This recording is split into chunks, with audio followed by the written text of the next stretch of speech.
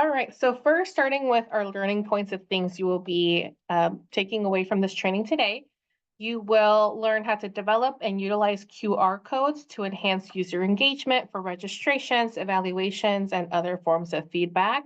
You'll learn how to create a brand template in Canva and use it to ensure consistent and professional branding across materials. And you'll learn how to leverage a Mentimeter to foster greater interactivity and engagement during community training sessions.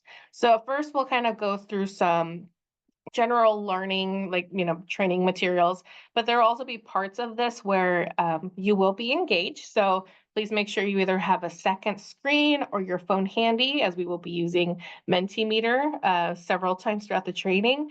And there will be times when I will not have a PowerPoint on. I'll just be going through these websites and giving you a very quick tutorial on how to use them and how to do these things. So starting with the Mentimeter, you will see a QR code on your screen, as well as, if you prefer, menti.com and then the code. And the third option, Keisha just put the link in the chat. So please go ahead and do one of those, and we'll get started with the question. If you have any problems accessing any of these at any time, please let Keisha know, or myself.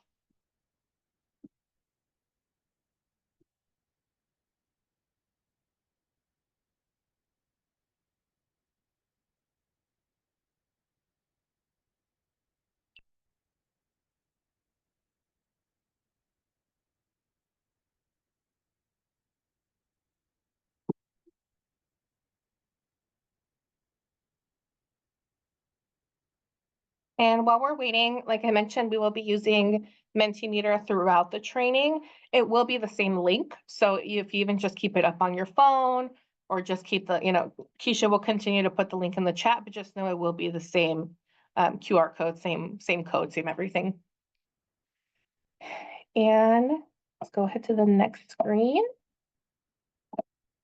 So we hear about QR codes. They are all over the place, especially after COVID. What do you think the QR in QR code stands for?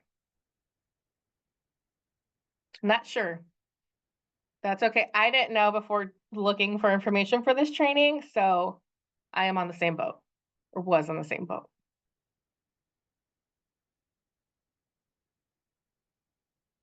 Who else?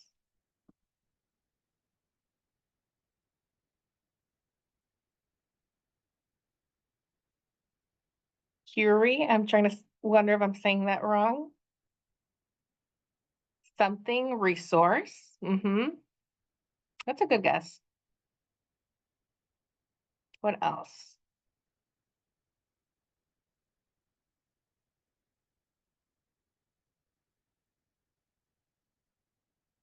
I will give you the answer, just not quite yet. I also want to leverage just how familiar you all are with using these tools. Oops, sorry. Starting with QR codes, how familiar are you with using them? A little, a lot. I'm an expert, never heard of it, absolutely nothing. I think even here on staff, we have a variety of experience with QR codes. I use them all of the time, but I also acknowledge that not everybody uses them frequently.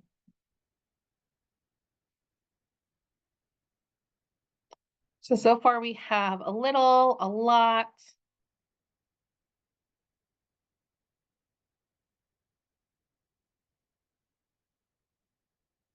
Okay, just good for me to know in terms of my pacing, a little. Now switching over to Canva, whoops. How familiar are you with using Canva? This is also something that I use all the time. I always tell the team members, I'm like, if you have a Canva project, please give it to me. I will happily take that on. So far we have a little.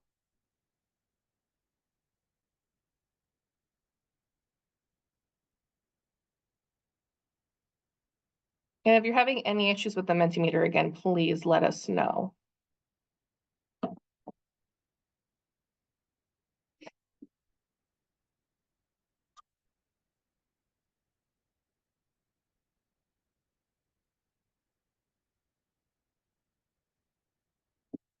Okay, so it seems like general consensus is a little bit good for me to know as well.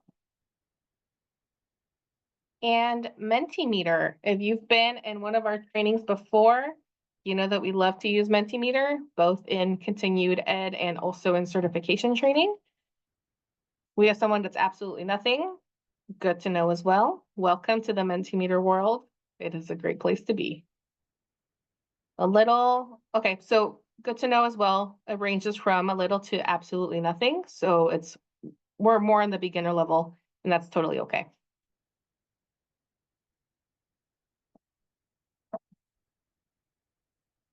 And lastly, what do you hope to get out of this training? Again, like I said, this was an idea that was brought up at a certification training last year, in terms of when we were talking about community engagement and using it for those types of things. But I don't know, like, what drove you to this training, if you just want to learn more about ways to use technology to support your advocacy efforts, if you're specifically interested in one over the other. So I'm curious to know, just for me to know what to focus on during our hour and a half together today. We do have familiarity and ideas for tools to improve community engagement and outreach. Perfect. Learn more about Canva.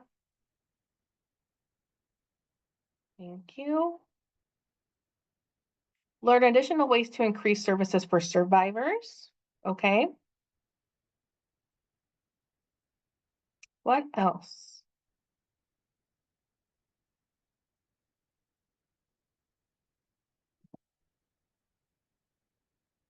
Give a couple more seconds.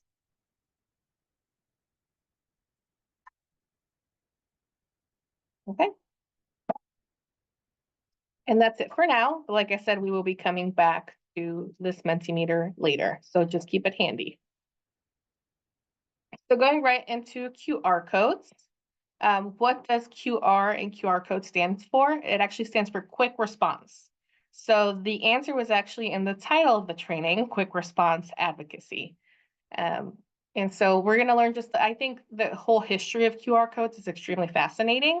I think I personally saw QR codes be used a lot more during the pandemic to decrease usage of, or not usage, decrease actually touching things, like for instance, menus at restaurants. And ever since then, they've just really popped up everywhere. So I think it's always really cool to see the history of where something came from and the evolution of what it was originally intended to do versus where we are at today. This is a brief history of the QR code. Now part of our daily lives, QR wasn't an overnight success, but its humble beginning grew to an enduring relevance that forever changed how we interact with technology and information. In the early 1990s, barcodes were beginning to show their limitations. They could only hold 20 characters of data, and shipping boxes would have to include multiple barcodes just to track the contents inside. This was beginning to prove unsustainable. The advent of the QR code begins in 1994 with Masahiro Hara, an employee at the Japanese automotive company Denso Wave, who came up with the concept of the QR code while playing the game Go. Go helped Masahiro Hara recognize that a grid system could hold significantly more information than a single traditional barcode, while also having the ability to be scanned from various directions, angles, and distances. This revelation would yield significantly faster and more efficient production, and so the Quick Response Code, or QR, was born. With influence taken from Japanese city aerials, Masahiro Hara created the now recognizable three-square design with an internal pattern reminiscent of the skyscrapers lining a city street. The iconic three-square design is what makes the code scannable from any direction and is still used today. Initially, this QR code system was used at Denso Wave to track the types and numbers of automobile parts, but this technology quickly proved it could improve product tracking, warehouse stock control, entertainment ticketing, and even marketing. As demand increased for more product traceability, the QR code status rose. In 2000, the International Organization for Standardization added QR codes to their list of internationally approved and standardized technology. This led to a surge in usage across industries. With QR codes gaining popularity in Japan, a perfect convergence of technological advancement and QR code access converged in 2002 when Sharp, a Japanese electronics company, introduced the first cell phone with a QR scanner. With this innovation, everyone would soon have the power to scan QR in their pockets. The QR code seized the opportunity and transformed into a widely accessible gateway for information, effortlessly connecting the physical and digital realms. Soon, QR codes were everywhere, on product packaging, advertisements, and even restaurant menus. They became the digital keys that unlocked a treasure trove of information with a simple scan. But the QR code wasn't satisfied with just being informative. It wanted to be interactive. Enter dynamic QR codes, capable of changing the encoded content, giving businesses and creators the power to update information seamlessly, and providing the option of custom-branded QR codes. Today, the QR code is an unsung hero, woven into the fabric of our daily lives. It's not just a code. It's a bridge connecting us to a world of possibilities. So the next time you scan a QR code, remember the journey it took, from automotive tracking to revolutionizing how we access information. Here's to the humble QR code, proving that even the quietest codes can make the loudest impact.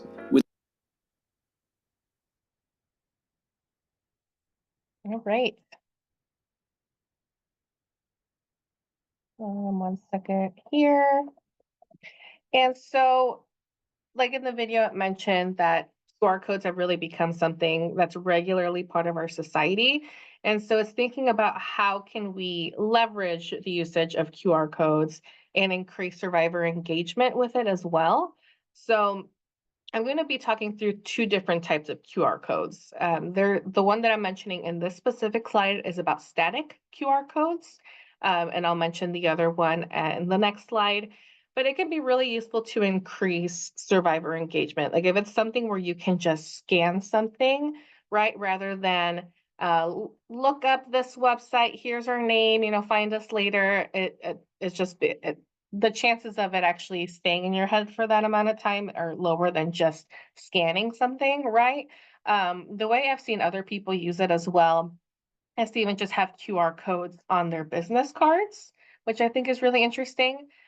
Just to keep in mind when we're talking about static QR codes, it's a QR code that once it's generated, you can't change it. So for instance, if I make a QR code, for instance, for this training, right?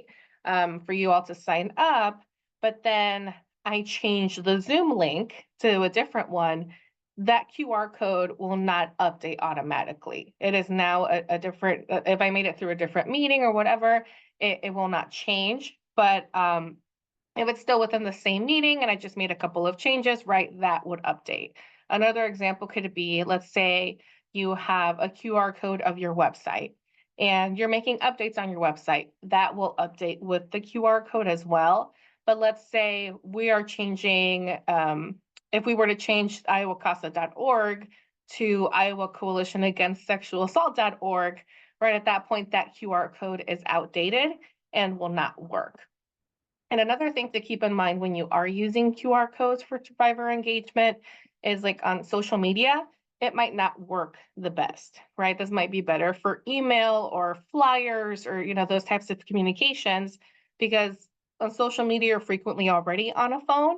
And so if you need another phone to scan it, right, that actually reduces the amount of time or the chances of you engaging with that link than if it is just a link that you press and it takes you to a different link. But in terms of in-person events, that's a great opportunity for QR codes, whether that's for flyers about services or if you want participants to evaluate your training, or even like if you're promoting a support group or want to fundraise for your agency, right? Like QR codes just make it so easy for people to engage with that information. Like how many times have you all seen an advertisement about something, like even a commercial or something else, and you're like, I'll look that up later, and then you completely forget? That happens to me all of the time.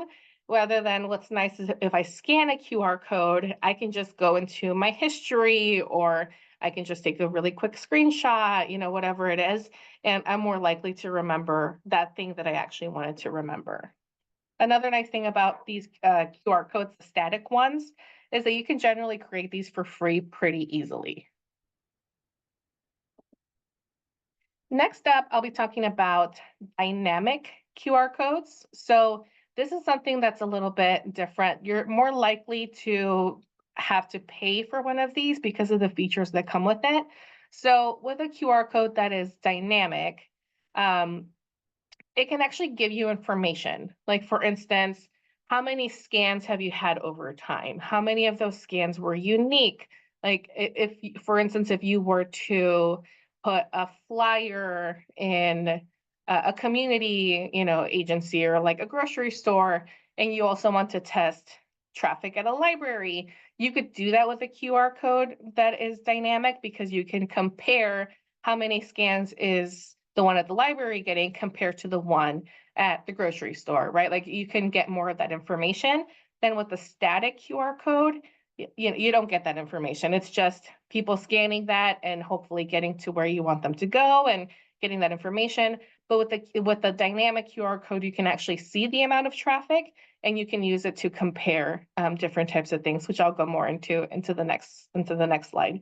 So as we are talking about Canva in this training, I did notice that hover code is connected to Canva. So if you're interested in trying a dynamic QR code and are interested in doing it through Canva, in terms of compatibility, hover code will work best. And it also does allow a free plan where you can have 10 dynamic QR codes. So even though it's a little bit limited, it's still something nice for you to use at free of charge.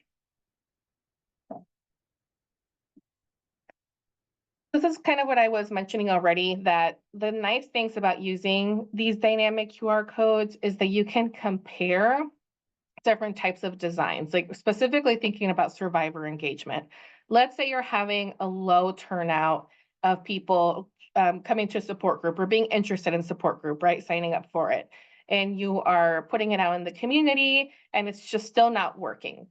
So with this, what they call A/B testing, you can make different, like 2 different flyers is what my example will be. And you can kind of try things out to see what is it that will engage survivors more, right? And the picture that you see on the screen, it talks more about like placement, button layout, color, functionality, like different things, more design in the design aspect. But you can also try out different language, right? Like maybe if you're putting on your flyer, are you a survivor of sexual assault? Come to our support group. And in a different one, you're putting, have you been struggling in your relationships and are struggling with substance abuse or whatever it is, where it's more of those symptoms of victimization rather than having to identify with the victimization. And you want to compare the results of both of those flyers. That is something you could do with this type of A/B testing. Of testing the wording of your services or whatever it is that you want to try out. And again, on the screen, you can see more of the design aspect of it, of like, maybe if I put this image in the center compared to putting it at the bottom right, like, it's even just trying those types of things. And this is what a lot of companies do. Like I know I had watched I think, documentary where Amazon throughout years did this, right, with like different colors and placement of buttons and like what the button does until they eventually, got to where they are. And so this is something that, again, we can also use with engaging survivors and seeing how it is that they're best engaged and where they are engaging with information. So as with everything, there are benefits and there are drawbacks, and specifically talking about QR codes and accessibility for people. So some of the benefits can be that entering long addresses into a browser can be difficult. I know that I really struggle with that. I'm like, is that a slant? Is that an L? And so then I actually go through typing it all out. Then it turns out it's like, it tells me it's invalid, and that can be really frustrating. Also for people with dyslexia and other reading disabilities can also have trouble reading long URLs. And people with limited vision can access information much quicker by just scanning a code, right, than having to go in and search for it. But again, there are some drawbacks to that on the other side, people with vision disabilities may have trouble lining up the QR codes to the cameras. I know that especially as QR codes became more popular, I saw in public a lot of people struggling lining up their camera to the QR code, and then people were taking pictures of it instead of just clicking on it, right? And so there's a learning curve that comes with it here too. And it can be frustrating if the code redirects them to an inaccessible website, or you have to download an app. And again, it's just, those drawbacks can have people just saying like, this isn't even worth it, and I'm moving on. So just things to consider. So get your Mentimeter back up. And it is back in the chat for you as well. So how many of you have interacted with an updated parking meter with a QR code?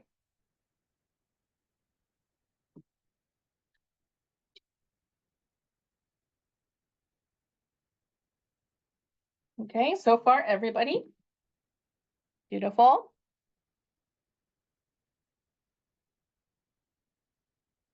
And what was that interaction like for you? You're parking, you're gonna go to a restaurant or get coffee or see somebody, and you go to pay for your parking and you see that there is a parking meter with a QR code. What was that experience or interaction like for you?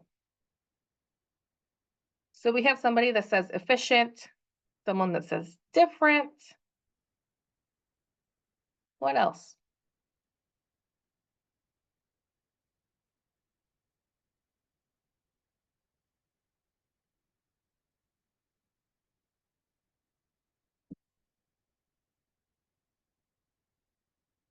Threw me off a bit. It felt like an extra step.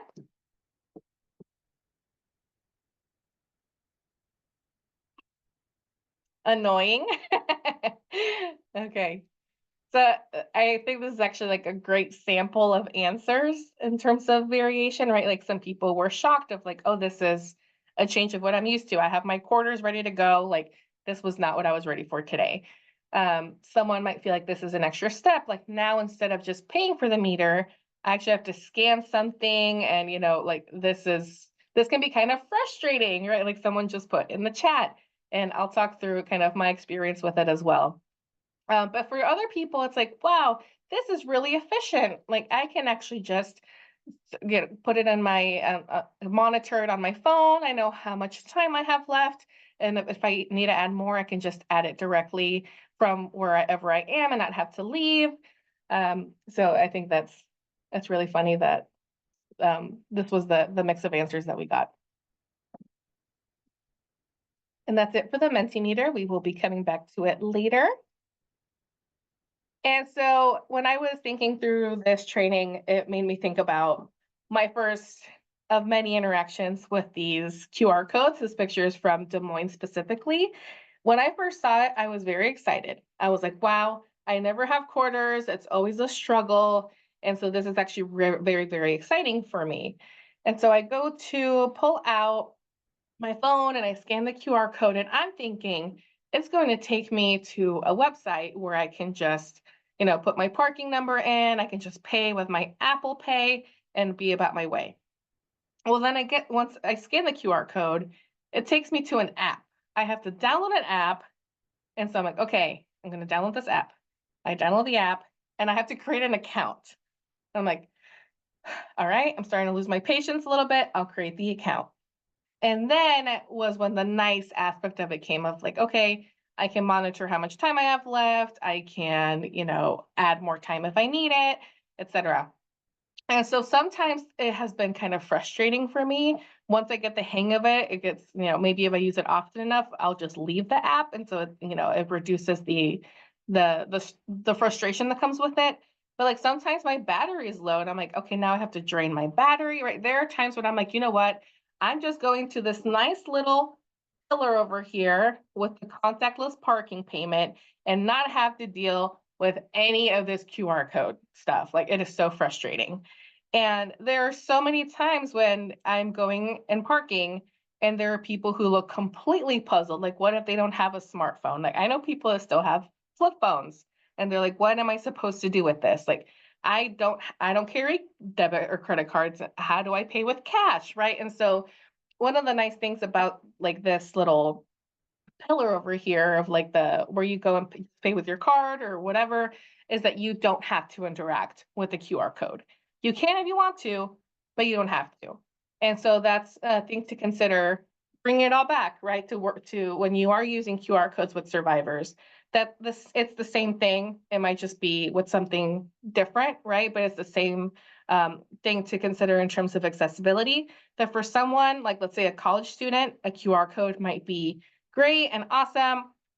And especially if it takes them directly to where they need to go, it is so efficient. Whereas for someone else, it could just create barriers. So it's nice to have both of those things, right? A QR code and maybe also a link or Google iowacasa.org to access services, right? Like having those. So if you want to access to interact with the QR code, you can, but you don't have to. Okay. I will be transitioning over to Canva. So I did want to allow for some space here. If anyone has any questions about the QR code section before we move on, while also knowing that when we go into the Canva section, I will talk through how to make a QR code. So any questions right now?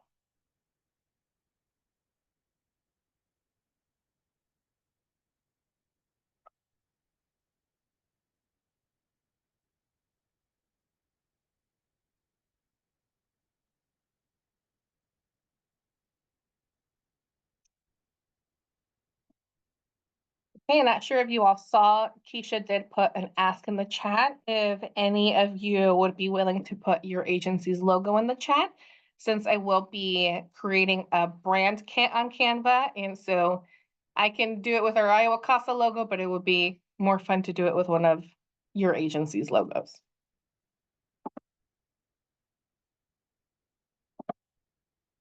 And I did want to put this plug here really quick before we do transition to Canva and the importance of an online presence.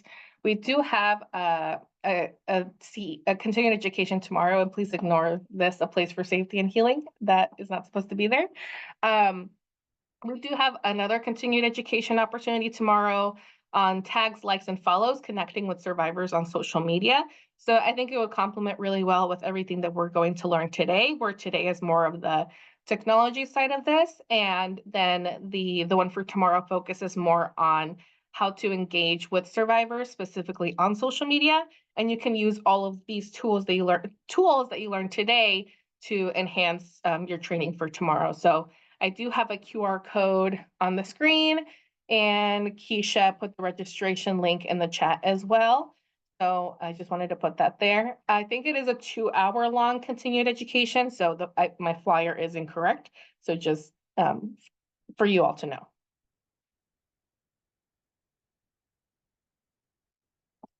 Okay, so Canva tutorial on branding and brand templates. So pretty soon I am going to log out of this PowerPoint and just go directly onto Canva and show you all how to do these steps.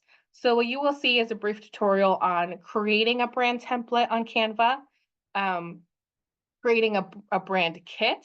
So just for you all to be aware that for the brand template, that is something where you have to pay, for that, you have to pay the Canva fee to use that, but the brand kit, you don't have to. You can just use the free version of Canva. And so you'll just see the difference between those two things. I will also be teaching how to create a QR code on Canva and other websites. And what do you need to do all of this? Either while I'm doing mine or at another time, it's just your logo, your agency's logo, and that's it. So we'll be going through a step-by-step. And if you put your agency's logo in the chat, I can always just share what I create today and share it with you all so you can use it at a later date. Please, again, as I will be going through this, let me know if there's any questions throughout the tutorial, and let me know if I need to slow down. This is something, again, that I do frequently, and so sometimes I might go a little bit faster. So please let me know if I need to slow down. And let me see, I don't see any logos in the chat, so I will just use one that I have ready. Let me stop sharing my screen.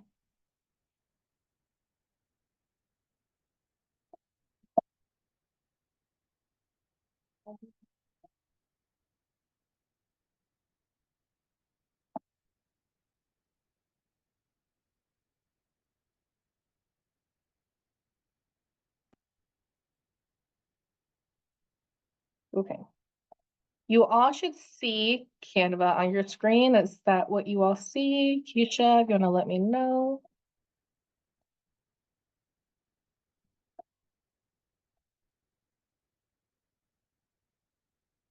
Okay. You are good. We Beautiful. see it. Thank you. So as you see, I'm logged into the Iowa Casa account. When you want to create, again, your templates, you'll go right over here to the left. So actually in the situation, we're going to go to brand. You go to brand. And here you'll see some of the templates that I already have to show you all. So like, for instance, whenever we have a new team member, keeping that that image consistent, right? It might, depending on who's available that day, it might make a different one. And so it's nice to just have one ready. I'm going to put one of our new team members, Phil, on the spot here. Like this is his, right? So I'm going into my brand templates, which I've already made, and I'll show you how to make one. Let's say we have a new team member. I just click on this social media one, use brand template. And now we do have a new team member, right? So then I go into, I would just add a picture, upload, the new team member's picture, and just update this, right? Like I right clicked, and let me see, where is it? Oh, okay, up here in the three dots. I think attach image, or if I actually had an image, I'm just going to use the one I have here. Just replace it and change his name, and voila, right? Like it's so much easier than actually just having to go in and create a new one. So that's the nice things about these brand templates, right? And like they already have the Iowa Casa logo, the colors, and so it just stays pretty consistent. Same here. I'm going to look at the sample flyer. I'm going to click on it, use this brand template. And let's say I want to make, I want to do a flyer for a training I have next month. I could just go in here and add my information. It doesn't look like our logo's on here, so let me just add the logo. I might want to change the colors, but again, I'll talk through that a little bit more here shortly. You go back. And so this is the brand template. This is what I said you have to pay the Canva fee to access. I'm going to go actually into the brand kit. And like I said, I had a backup. I checked to see who registered, and we have someone from Family Resources. And so you were just randomly selected. If you're here, this is, who we chose for today.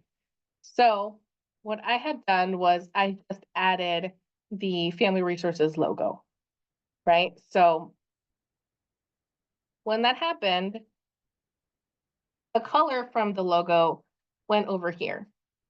And so I'm like, okay, we just have this like blue, so I need to add some contrast. So I went in, I added a white, added a black, added a gray. So now all of the things that I make for Family Resources, assuming I work there, is, I have all of these colors already selected for my logo. So it'll match perfectly on everything that I do.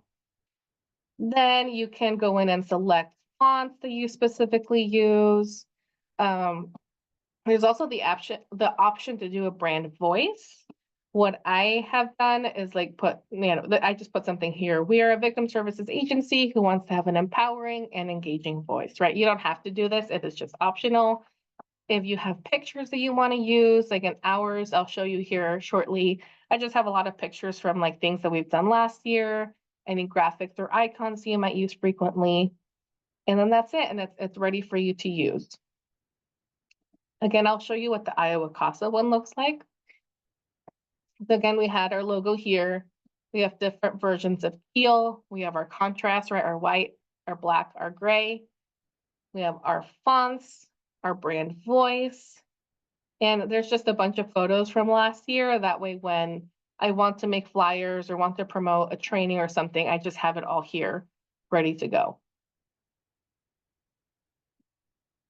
Going back to our homepage, let's say I want to make a design. All right, I just went to create a design. And you get a lot of different options, right? Do you want to make it for an Instagram post, for your story? Is it a certificate? Is it a flyer? Is it a calendar, a Facebook post? Like you get to choose. I frequently use, or actually for this, yeah, let's use flyer. And it's just a very, it's just blank. I just have to go in and look at the different templates. So when we're talking free versus the ones that come with the subscription, the ones that come with the subscription say pro. So you can only use these if you have the pro subscription. But there are other ones in here, like for instance, this one doesn't have it, that anybody can use it. So I'm just going to use this one for our purposes, right? I just clicked it and now here it is. So that brand kit that we made, gonna go over to brand, and I have all of my stuff ready to go. So if I want to convert this to the Iowa Casa colors, I just go into my colors, press shuffle. And there. And then I can decide whether or not I like those colors. So let's say for whatever reason I didn't like it, let me press shuffle again. Here's another option. Here's another option. And okay, I'm gonna go with this one. This one's the one I like the most for my purposes. I have my logo ready to go. I can just click on it and add it wherever I want it to go. So I want to delete this. Oops. Say I don't want these. You can just delete them. I want my logo up here. I can shrink it. And boom. Scan here. Let me see, for our membership services. Right, so now we're going to go into QR code creation. So going into the example of I want to show people membership levels. Let me actually change this here. I go into the website that I want to get that for. So I can go into the Iowa Casa page. Let me see, I want to go to membership renewal. And this isn't the website that I wanted, but it's fine. We're just going to go with it. I copy and paste it. Have it ready to go. Then I can just go up here. And now I'm going to forget how I did it. Oh, yep. I go to apps. Sorry. Search in Canva apps. QR code generator. And I tend to use this one the most, this one right here. QR code. It'll ask you for the URL link. I just paste it, generate the code, and here it is. And so whenever you're making a QR code, double check it, like scan it with your own phone just to make sure it actually works. It actually goes to where you want it to go. And again, you can make it bigger, make it smaller, and you have your design ready. Right? So if I were to, let's say we have an event with different community members and I want them to know about our membership levels, I can print these off and have these at the tables, right, for them to interact with throughout the event. So that's one example here. Any questions right now?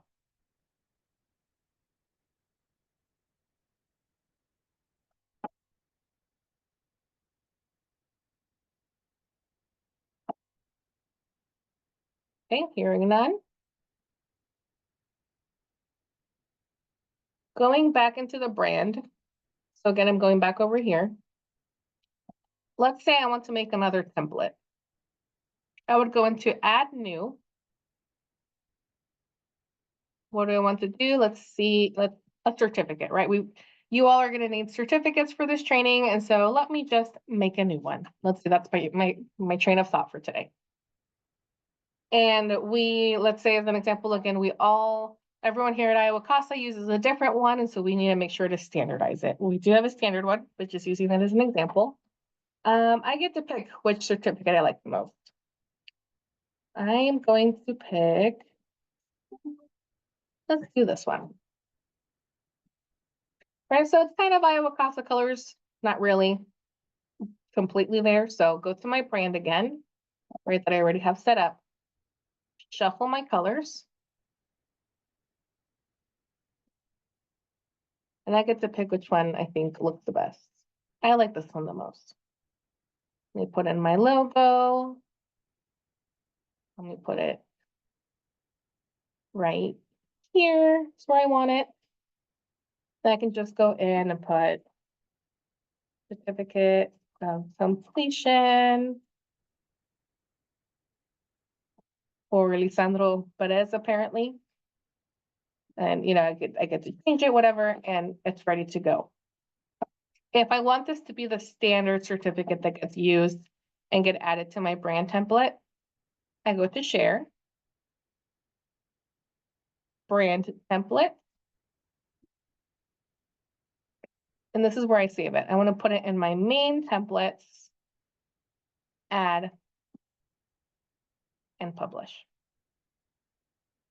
So now next time, let's say Keisha is doing a training and she has to fill out these certificates. It'll be here in our brand template. We refresh. Oh, and of course, it's not going to want to work now because that's how it goes. But in a perfect world, right, it was going to pop up here. And so next time when Keisha needs to make certificates for her training, she gets to just come in here and change the names or whatever she has to do. And it can ensure that we're all using the same one, right? It saves time and it makes it so it's consistent across the board. Questions for now?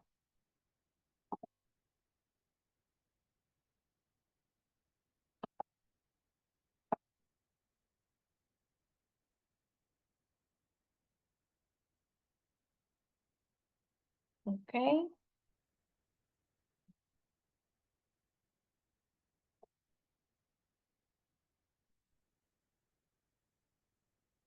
And I just saw Keisha's comment there.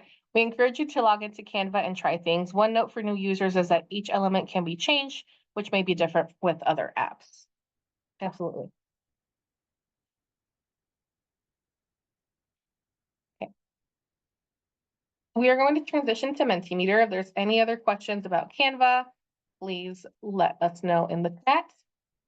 And so get your phone ready again as we go into Mentimeter questions.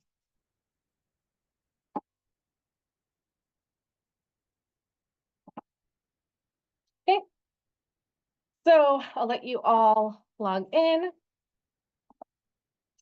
When doing community presentations and trainings, do you struggle to get people to speak or for people to share space speaking? Right, so there's two different things. So sometimes you just don't get a group to speak at all. And sometimes it's hard to get people to share the space, right? Like there might be someone who's very shy and reserved that doesn't speak a lot. And then you have, your extrovert in the room that is just taking up a lot of space. And so it's a struggle, not a struggle. It's a balance of getting, people to become comfortable and also to allow the group to share space with each other. So here we have some people saying yes, one person saying no, and one person not had this experience yet.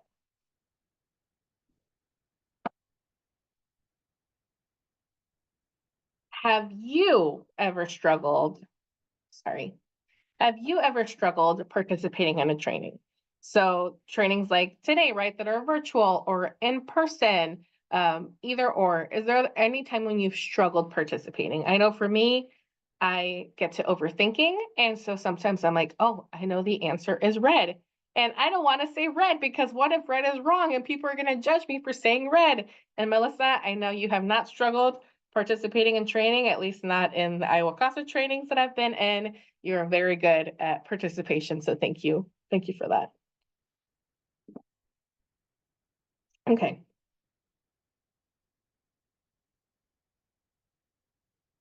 And so why do you think people struggle to engage in trainings? Whether or not you've seen it or experienced it yourself, why do you think people would struggle to engage?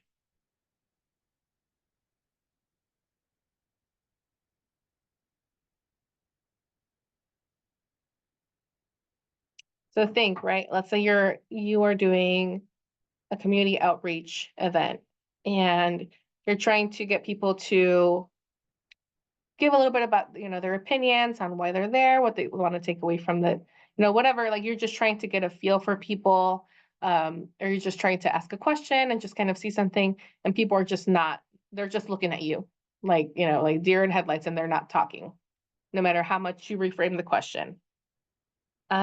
Someone put nerves, right? People get nervous, especially if it is like a new group that they've never gone to. Sometimes people don't fully engage. Exactly. Yep. Unsure of right answers. So this is like something that I, share. Sometimes I feel of like, you don't want to say something wrong, and then people look at you like you don't know what you're talking about, right? So there's that fear of being wrong. They're not sure about their answer, right? Especially if we're talking about sexual violence and victimization, and let's say it's something new for them, and they're just like, oh, this is what I think, but I'm not 100% sure, so I'm just going to wait and see if someone else, let's see if Melissa, answers the question for me, and then I can see if I'm on the right track. We have nerves again. Can't put thoughts together that quickly. Yep, sometimes your thoughts do. I'm a slow processor, so sometimes when a lot of information is getting thrown at me, I'm very confused. And then I walk away, I debrief with somebody, and then I just kind of let it all sink in. I'm like, oh, okay, now I understand what they're saying by this, right? And so sometimes people get that like a delay in responding. Don't want to be that person that answers every question, right? And so it's like, okay, let me let other people talk. And then, so I'm just going to kind of step back and not take up too much space. Feel like their opinion is too complex for the context, for the context. Okay. Yeah. Like sometimes you're afraid of like, am I going to completely derail this conversation? Right. And so I'm just going to sit back and kind of wait. Embarrassed or not articulated right. Yeah. Like sometimes as I'm talking, I go onto this like rant almost, like where it's like a run-on sentence. And at the end of it, I'm like, does that make sense? Right. And so like when we are in certification training, of one of the things I always make sure to put in our community guidelines, it's like, it's okay to speak in your first draft of like, it might not make total sense, but we will piece it together and get there and see what you're trying to articulate. And not in person. Yes. So we will touch on this a little bit, but it's harder to engage when you're not in person. Right now, I can't see any of your faces, right? I don't know if you're looking at me confused or if you're nodding your head, right? Like those types of cues that I might look at in person and be like, oh, there was a reaction to that. Let me go back and explain it a little bit more, or see where that reaction came from. Or okay, people are nodding, they're looking at me, they're engaged, or nope, I've lost everyone. Everyone is thinking about what they're going to have for dinner, right? Like you don't get that when it's a virtual setting. And so sometimes that can be tricky to engage with people. So thank you all for engaging with me today. It makes me very happy.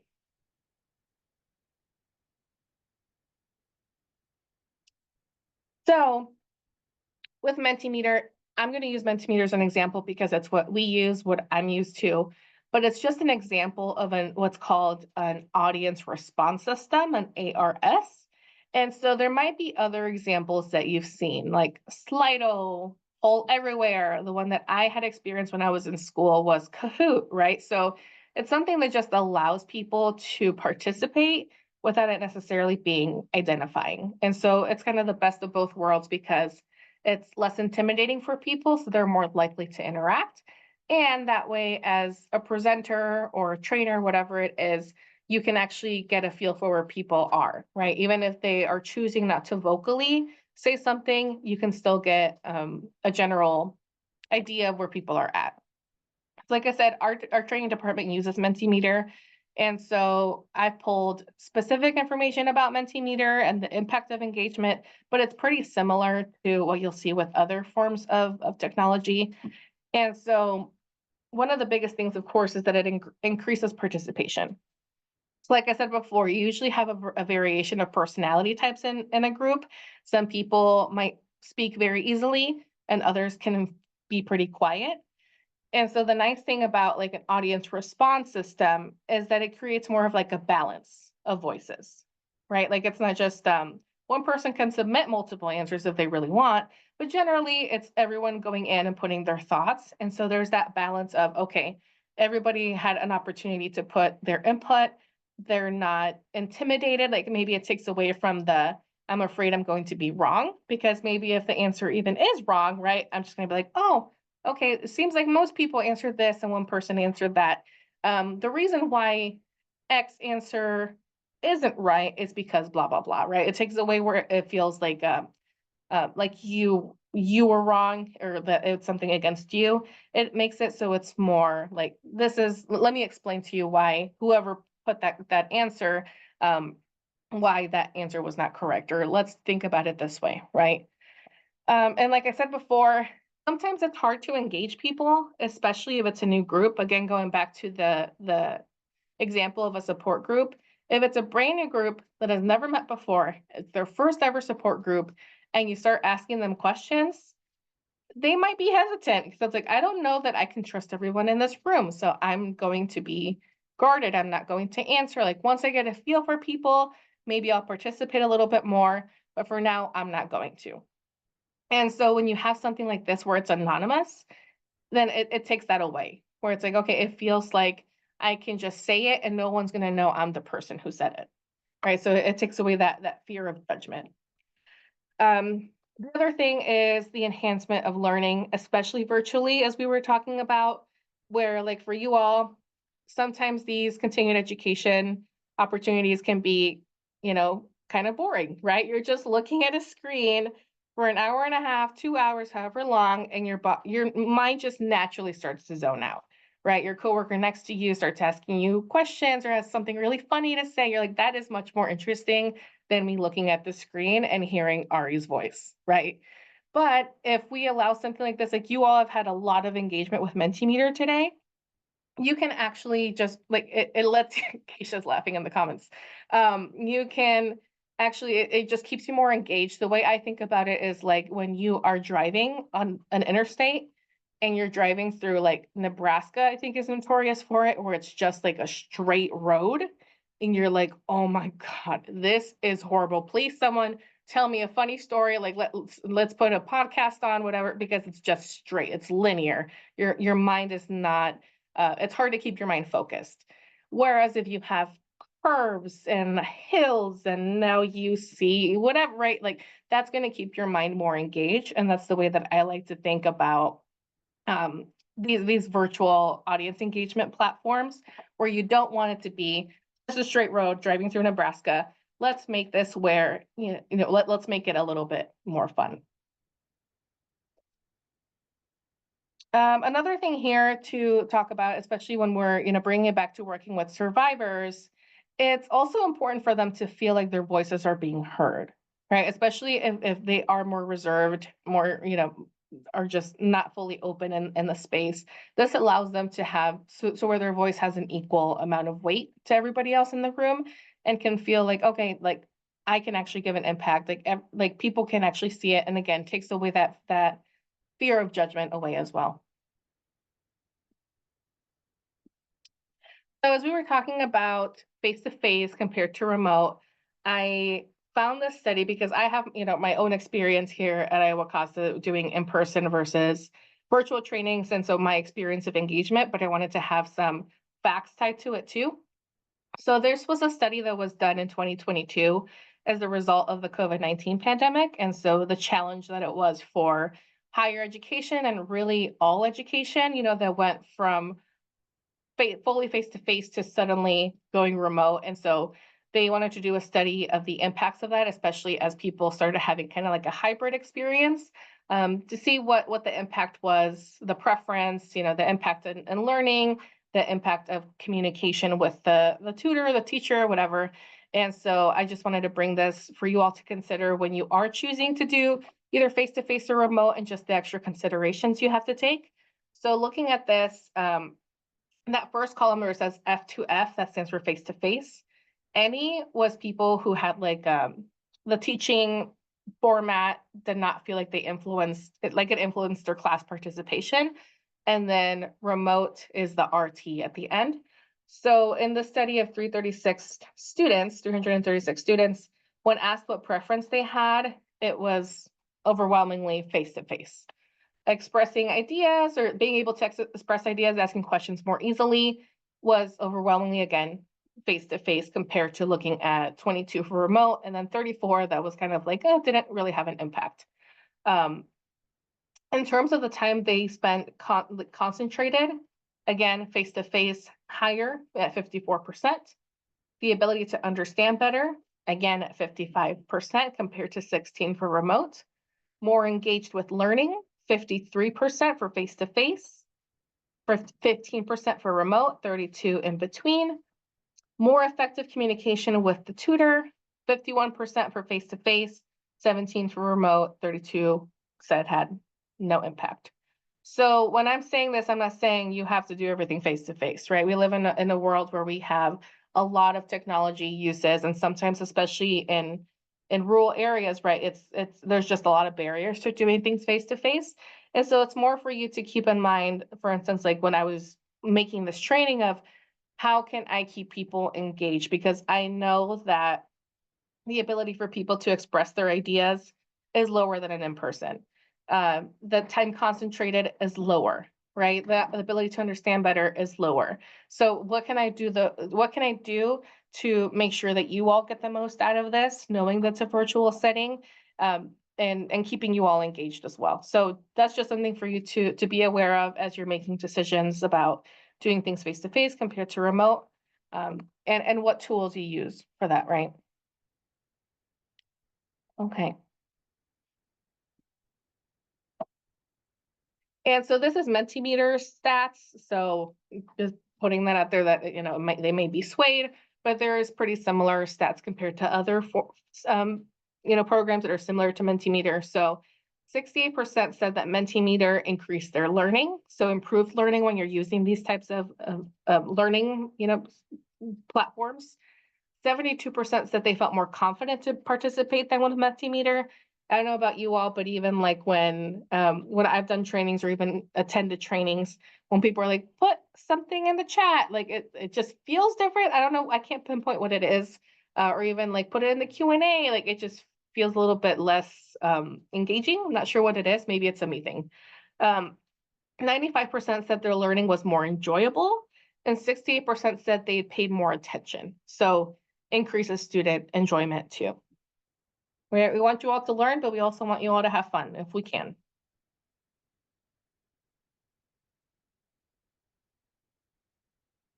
Oh, and I just saw Keisha put in the chat that maybe it has to do with that anonymity, right? That when you're putting it in the chat, people can still see that it's you. So if we're talking about the fears of interacting, it can still be there. I will be doing a Mentimeter tutorial. So again, I will turn off this PowerPoint and go into the actual Mentimeter website. And so I'll be walking through how to design an interactive survey, like the one that you all have interacted with today, how to design an interactive quiz. For those of you that have gone through our certification training, this is where we did the VCT game at the beginning. How to find or share QR codes and links to audiences. So when you do use this Mentimeter, right, we've been using QR codes to take you to the right place.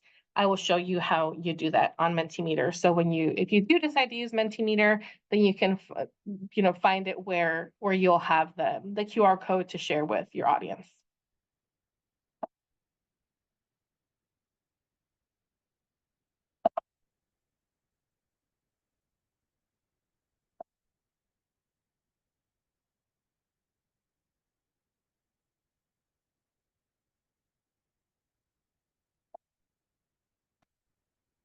Okay, so you should see my Mentimeter screen. If you don't, please let me know. You're good. Okay, so I'm just gonna go into a new Mentimeter, right? So I want to decide if I want to make a quiz, like do I want to test people's knowledge on something that I did, or do I want to do a survey? So again, this is what we did today. Let me go into survey.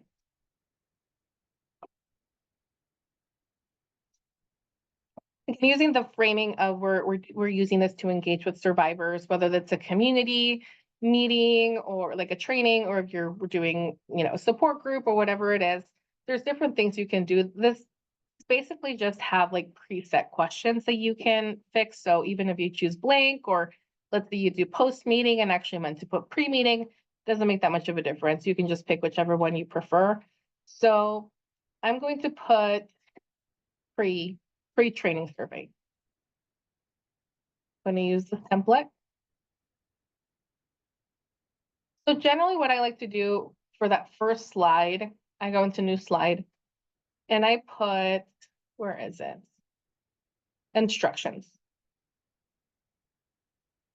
That way, the very first thing when you open this up, you have that menti.com with the code. You have the QR code, right? If you want to share a link, you go up to share participation link, and you copy that and you share it with whoever is there, right? So I like to have that first here. Let's say the example that you are doing sexual violence 101 training with a community group, and you just want to gauge, right, how much do they understand sexual violence? So how comfortable are you, let me see, or let's say even how comfortable are you talking about sexual violence?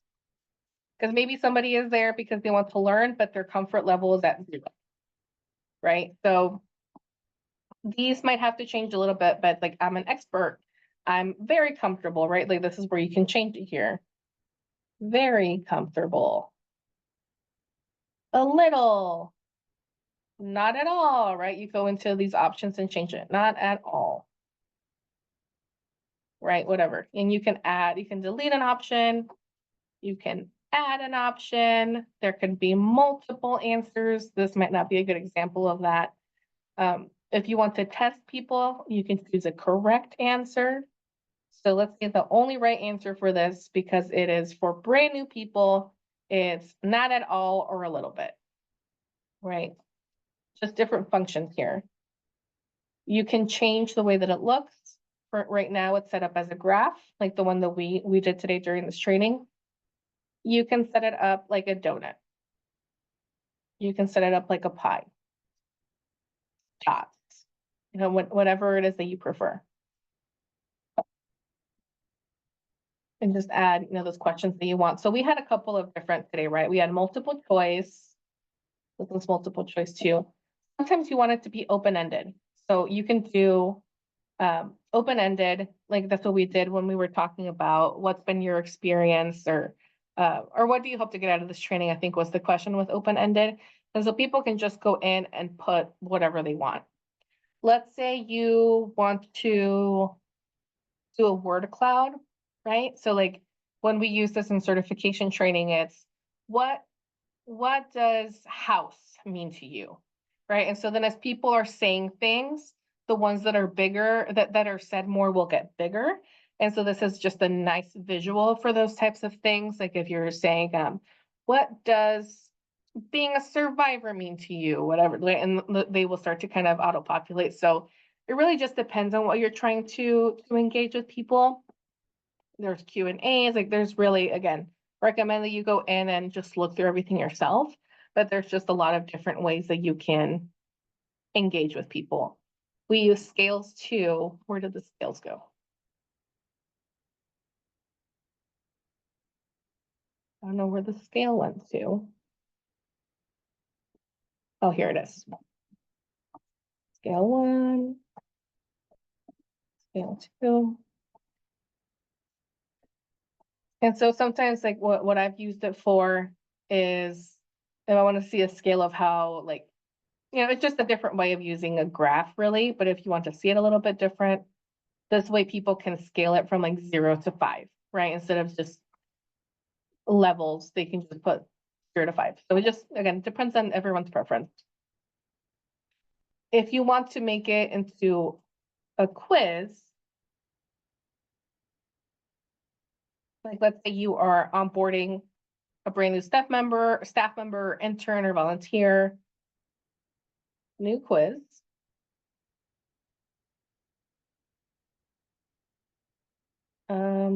Just general knowledge quiz is what I'm going to go with.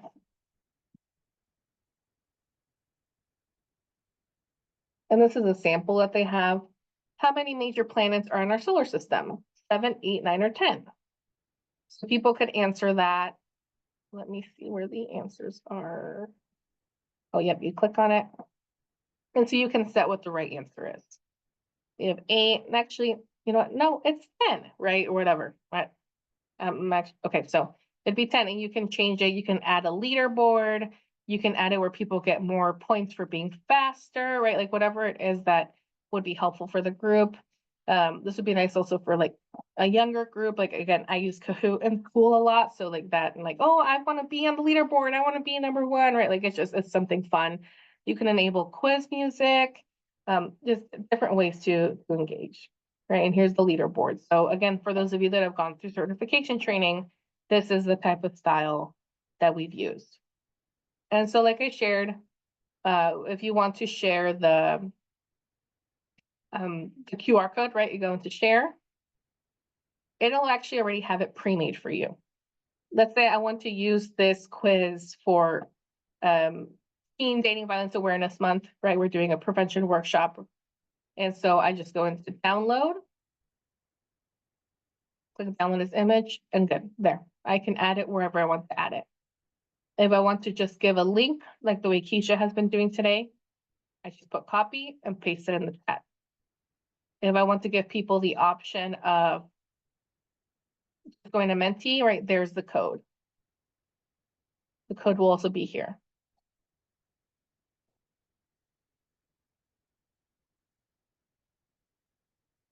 Any questions about Mentimeter?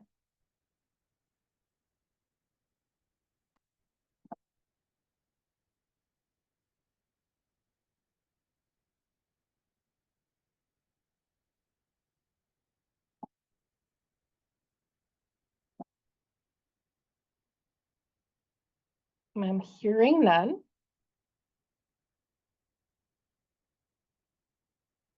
And that is there an associated cost for Mentimeter? Let me double check just to make sure. I know that we have a paid version.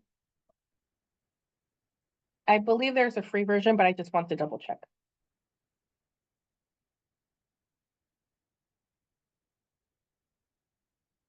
Yes, let me share my screen. And this is not sponsored, by the way.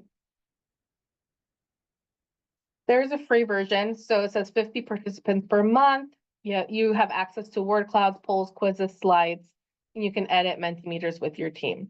Right? We have the Pro because we just use it so much, and as we use it as in a lot of different teams. This is what works best for us. We have our company logo and our branding.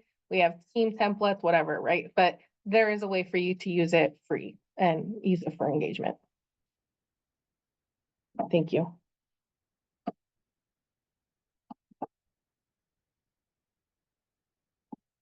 While I wait for questions, I just realized I did forget to go through something where I had mentioned that hover code goes through Canva, right? So if I wanted to make a dynamic QR code, this is where it would land. And like we talked in for dynamic QR codes, you can see interaction with it. Obviously, I just use this as an example. So it says 0 total scans, 0 unique scans, but this is what it would look like, right? So you can actually see where it is being scanned, how many times, how many are unique in the last 30 days, whatever it is that you want to see. Or if, using the example of like, let's say I will cost to change the domain link. And so all of our business cards had this QR code on here. And so now it's outdated. I can just go into the link, change it, save changes. And now the QR code that is on our business cards, using as an example, would go to that new website. So this is how that would look.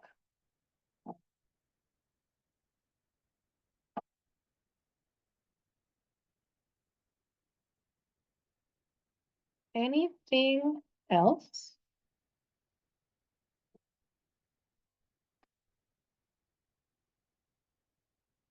If none, that is all I have for you today.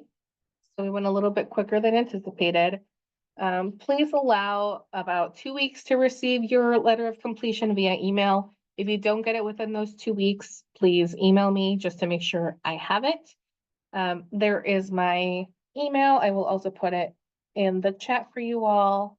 If you have any questions dealing with any of these platforms, I can do my best to help you with that. Okay. All right.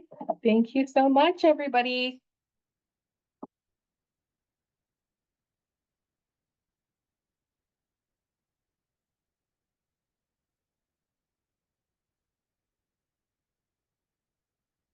And thank you, interpreters.